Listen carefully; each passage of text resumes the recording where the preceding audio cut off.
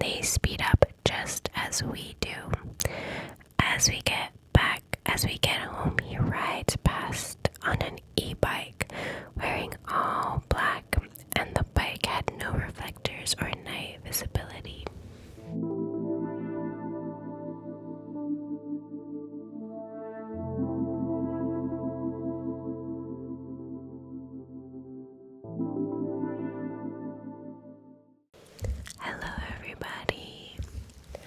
Hello everybody. I hope you're doing well. I heard you liked the spooky Reddit stories, so I thought we could read a few more together.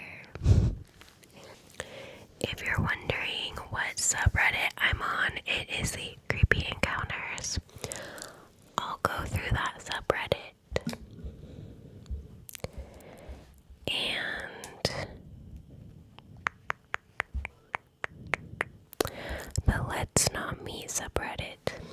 I like reading from both of them. I also listen to spooky stories like on my own free time, so this is something that I actually really enjoy, so let's get into it. Before we begin,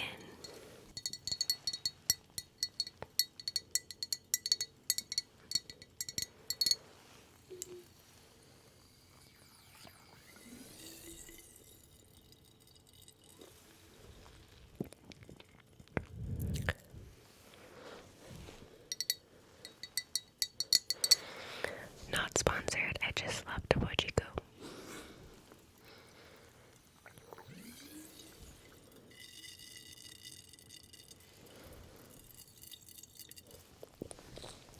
Okay, let's get into it.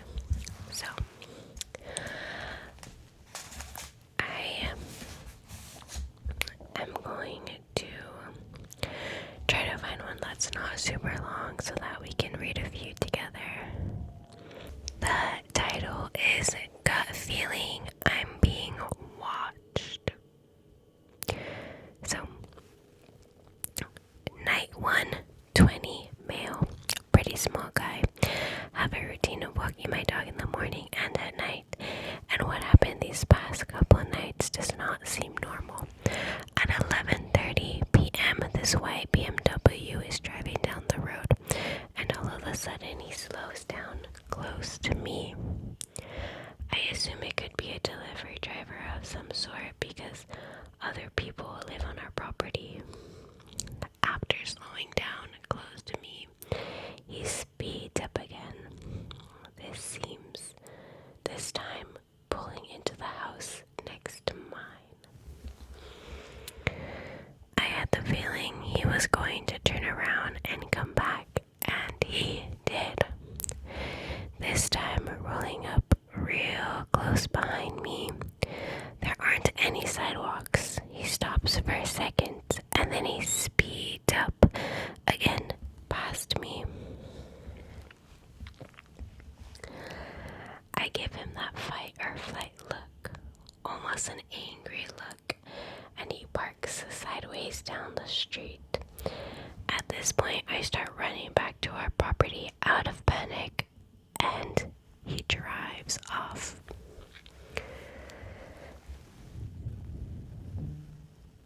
Night 2. My girlfriend told me she'd prefer if I went out with another person for safety, and so tonight we went out together instead. Our normal walk. Everything's going great except for some paranoia. We turn around to go back home, and I hear this quack noise, like a call or a signal. I look at my girlfriend confused, and her face is pale. I look at my dog, who is normally energetic and protective, and he has his head down and is frozen in place. I look and I see a black figure moving towards us. Came out of nowhere. quickly rush my girlfriend and my dog home, and they speed up just as we do. As we get home, he rides past on an e-bike wearing all black, and the bike had no reflectors or night visibility. We are both terrified and unsure of what to do. Luckily, we live in an RV on a big property with multiple people, so that's about the only thing keeping me calm currently. So, I wonder, like, one night it's a car, one night it's someone on an e-bike. Is this the same person? Is it related? Let's look through the comments and see what people are thinking. So this first comment is saying, could be trying to take your dog. I think someone was trying that with mine. People are telling me how common it is become to steal people's dogs.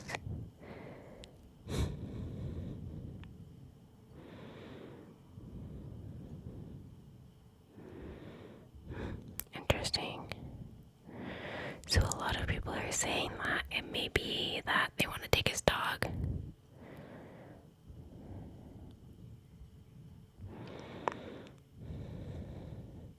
Get the brightest flashlight you can find and use it to blind the person if they come close. Honestly, not a bad idea. This other person says you need to change your behavior. You should vary your schedule. Don't leave at the same time and don't take the same route. Don't go far from home late at night. Call your local police department about suspicious activity and ask for extra patrols. Don't forget the license plate's number next time. Take a photo if you can. Honestly, yeah, I feel like, luckily we live in a place or in a time where we have license plates, so we can easily take a picture or write it down.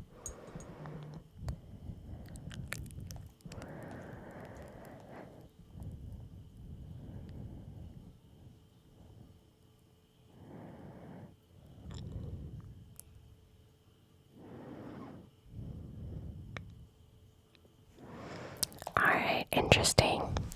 Not as spooky as I wanted, but it's okay.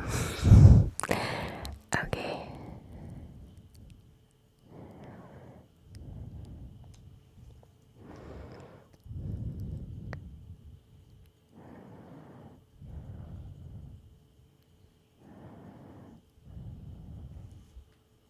Okay. Interesting. Oh gosh.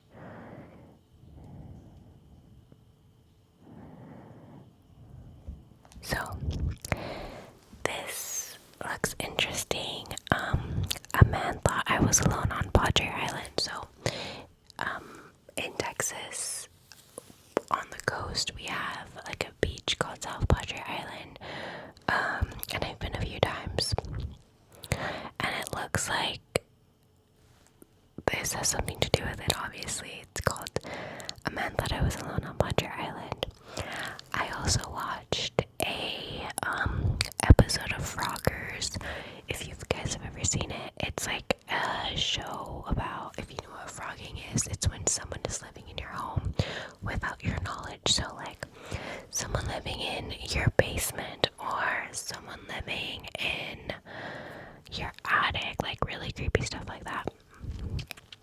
In one of these episodes, it actually happened at South Padre Island. So,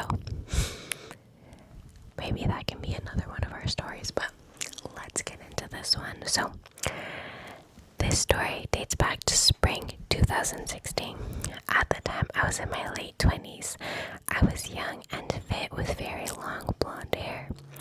I was a total hippie chick that had quit her job to travel the US with my ex at the time. This was pre-pandemic, before the van life tiny home movement. We left our home in the Midwest of January that year after holiday celebrations, saying goodbye to friends and family.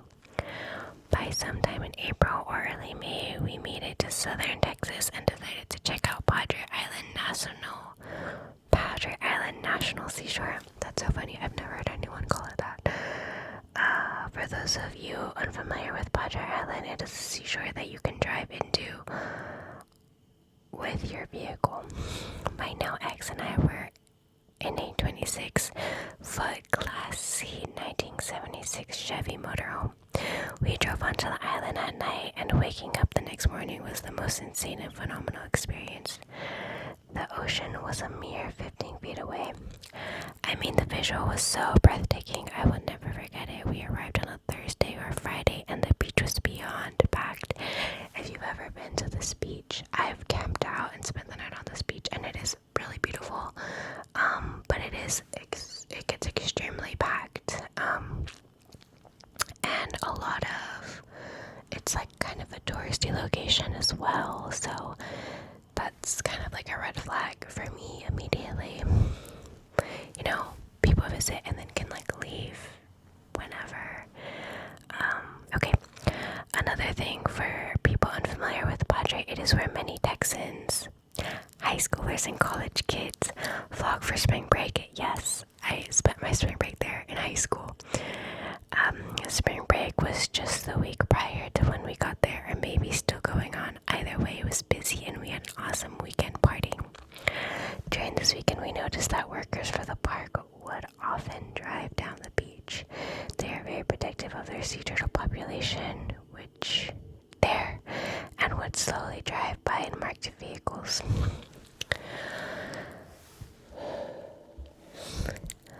By Monday morning, we awoke to find the entire island emptied out.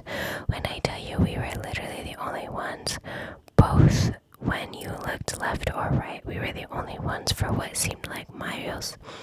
It was a gorgeous morning, so I walked the dog quickly and then came inside to sit at our pop-up dining room table to do some journaling. My ex was asleep on the very back couch. We were backed in with the windshield facing the ocean, so of course I took a seat looking toward the beautiful view. Maybe 15 minutes after I sat down to journal, a gray beat-up pickup truck drove by kinda quickly, heading toward the direction of the park entrance. That was the first activity I had seen on the island that morning and thought nothing of it. Okay. However, maybe 5 to 10 minutes later, the same truck came driving back past our RV, this time much slower. The man driving the pickup was going so slow, in fact, that we made eye contact for several seconds as he went back by. He also seemed to drive closer to our vehicles in order to better see inside. Alarm bells should have been ringing at this point, but I kind of just shrugged it off. I was very much in my free spirit phase. I guess that can be good and bad. This is where it gets really creepy. So, obviously this guy needed to turn back around since he was driving away from the park entrance again, but I was honestly minding my own business. I kind of immediately put him out of my mind, but yes, several minutes later, another 10 minutes, the man came back, but this time he pulled directly up to our RV with his truck. Okay, spooky. Essentially, nose to nose at a 45-degree angle. It appeared as if we were giving him a jump. Not far-fetched for a 70s vehicle on the salty beach. Okay, it was at this point my heart dropped and I began to get scared. I screamed my ex's name immediately, and up he jumped from the couch. I know he could hear the panic in my voice. I'll never forget how quickly he got up and how he had his arms spread across while he ducked down to see through the windshield.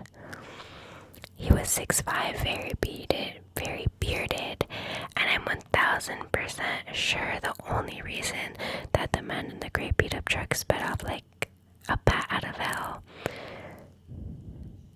It took several minutes for my heart rate to return to normal. My ex and I just looked at each other. That was the most unusual encounter on our trip yet. Surprisingly, we stayed another week after that in the same spot. The idea never entered my head that the men could bring reinforcement and come back for me/us. I was so foolishly fearless and naive back then. I get that. I feel like when you're young, you feel like really invincible, and although sometimes ignorance is bliss, it's also so important to listen to your gut. Like, I feel like there were moments where I listened to my gut and it probably saved me, honestly. Okay. Last paragraph.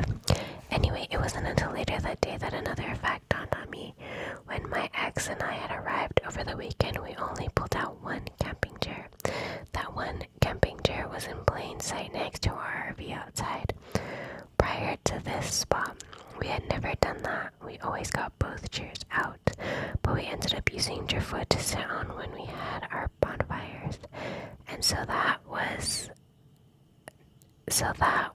nail in the coffin for me. The scary man in the gray truck absolutely thought I was a young girl all alone. And I still wonder to this day, almost 10 years later, what all he had in mind for me that morning. P.S. Out of curiosity, I just googled Padre Island National Seashore murder, and it looks like a murder of an RV couple occurred in 2019. Chills. That's crazy. So crazy.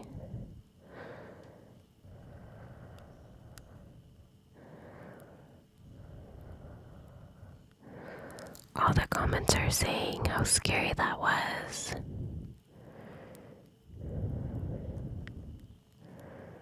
Never ignore your gut and don't worry about coming off as unaccommodating to other people.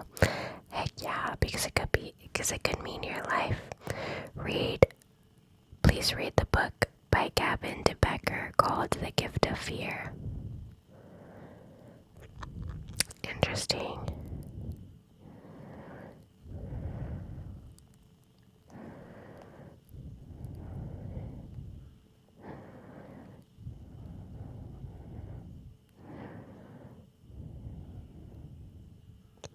This person says, I used to work on the turtle team at South Padre Island. Some of the girls I worked with described getting stalked by weird visitors, but luckily never anything beyond creepy encounters. Yeah, I went there when I was in high school for spring break, and it wasn't anything crazy, but the amount of college-aged men that would blatantly hit on me when I was like 16 is red flag for me. That's a creepy story on its own. Okay, so for our last little bit, I want to read something on frogging, because I think that would be really interesting.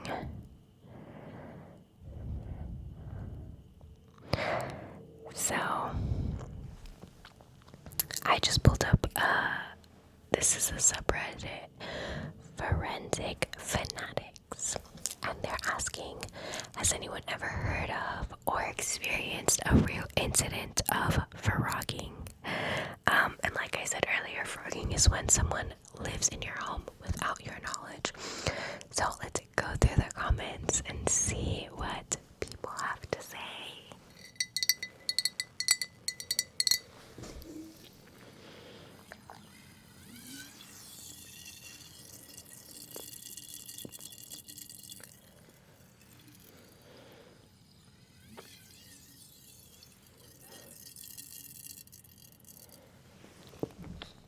Okay. The first comment says, sort of. About 15 years ago, my friend had a free bookshop, and it was operated by volunteers. I can't remember what she heard one evening, but something spooked her, and she called the police. They checked the building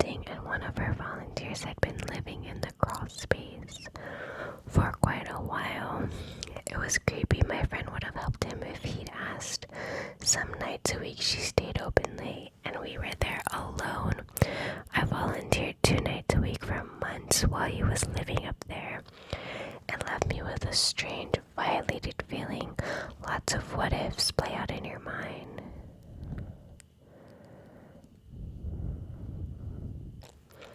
I hear that a lot, where people are left feeling like violated, which is totally valid.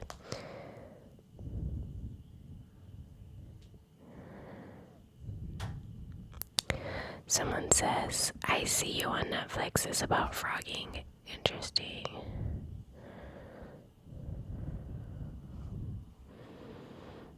Wow, and this person talks about their own experience as a frogger. I broke into an old coworker's house and proceeded to live in their attic to survive the winter. It started when I lost my job in 2020 and lived off unemployment. I lost my unemployment in the winter and had to move out of my apartment. I bummed for a few days and couch surfed.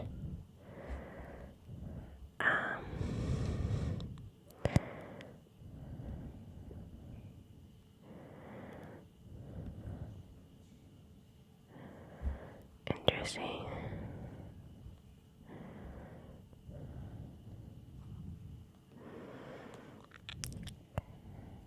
They're talking about their experience as a frogger.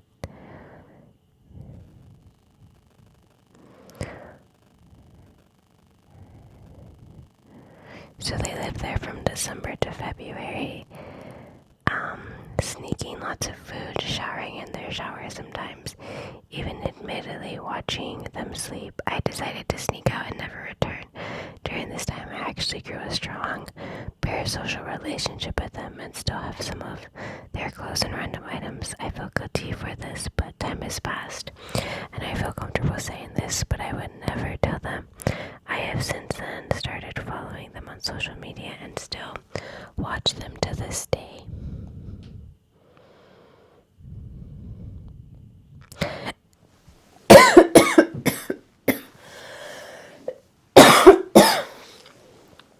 Sorry.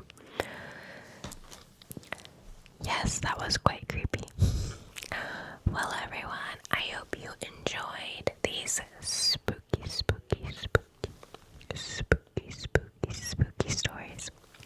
If you would like to hear more spooky stories, please let me know in the comments. I would love to read more, even if that means a little bit of like true crime or more frogging or creepy encounters. I love stuff like that. So, thanks for watching. I'll see you next time. Bye. I hope you take a moment to join me on Psychetruth.patreons.com, where you will find dozens of exclusive videos that we have either had to remove from YouTube or that will never be posted on YouTube. And of course, there's plenty of bloopers and behind the scenes as well, so you can see everything that goes into our video creation process.